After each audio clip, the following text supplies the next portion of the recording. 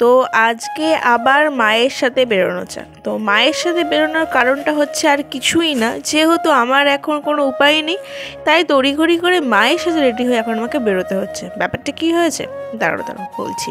তার আগে এখানে দেখে নাও, মা চলে এসেছিলো বাজারে, আর আসলে মা এখানে তো ঠাকুরকে প্রণাম করবে, তো প্রণাম করে ফেলেছে। তো এবার চলো তোমাদেরকে বলি ব্যাপারটা কি হয়েছে। ব্যাপারটা হচ্ছে কলেজে প্রত্যেকে ভর্তি হয়ে গেছে, বাট শুধুমাত্র আমিই একা যে ভর্তি হইনি।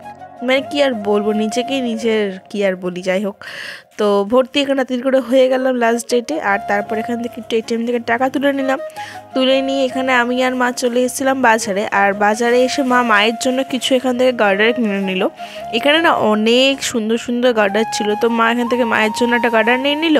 আর এখানে আমায় দেখো, আমি আমার জন্য কতগুলো ক্লিপ নিয়েছিলাম, আর এই ক্লিপটা না এত সুন্দর, কি বলবো, পুরো বাটারফ্লাইয়ের মধ্যে, বুঝতেই পারছো।